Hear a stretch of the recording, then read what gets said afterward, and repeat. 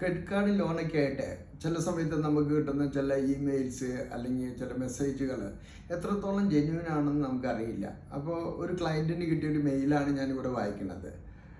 Strictly private and confidential dear customer, we would like to bring your attention that, ബാങ്കിൻ്റെ പേര് ഞാൻ പറയുന്നില്ല, place a hold on your account ending with so and so pursuant to court order received with the reference and reference number, CS number.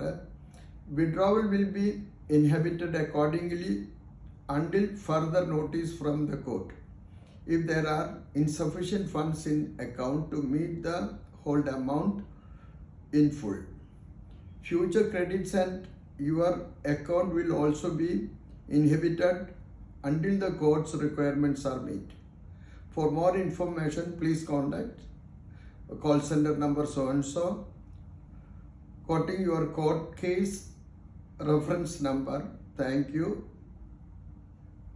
പറഞ്ഞിട്ട് അപ്പോൾ ഇതിൽ നമ്മൾ കാണുന്നത് ഒരു കോർട്ട് ഓർഡർ ഉണ്ട്, നിങ്ങളുടെ ഇൻസഫിഷ്യൻറ്റ് ഫണ്ട് ഇല്ല, അതേമാതിരി നിങ്ങൾക്ക് ഫർദർ ആയിട്ടുള്ള ക്രെഡിറ്റോ ഡെബിറ്റ്സോ ഒന്നും നടക്കില്ല, ബാങ്ക് ഫ്രീസ് ചെയ്തമായിട്ടുള്ളൊരു മെസ്സേജാണ് അവർ കൊടുക്കുക.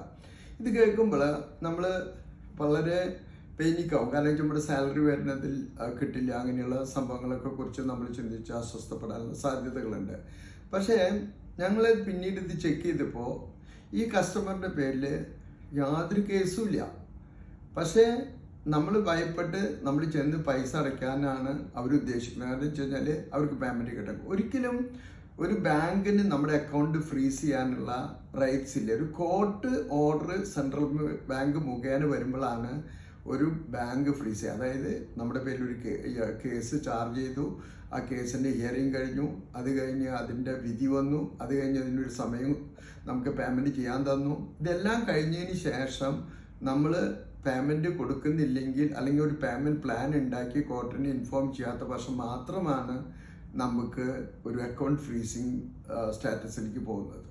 അപ്പോൾ ഒരിക്കലും നമുക്ക് കോർട്ടിൽ നിന്നൊരു മെസ്സേജ് വരാത്തിടത്തോളം കാലം ഒരു മെസ്സേജും നിങ്ങളതിനെ സീരിയസ് ആയിട്ട് എടുക്കേണ്ട ആവശ്യമില്ല. പക്ഷേ നിങ്ങൾ ക്രോസ് ചെക്ക് ചെയ്യണം, നിങ്ങളുടെ പേരിൽ കേസ് ഉണ്ടോ എന്നുള്ളത് കൂടി ഒന്ന് അറിയേണ്ടത് എപ്പോഴും നല്ലതാണ്.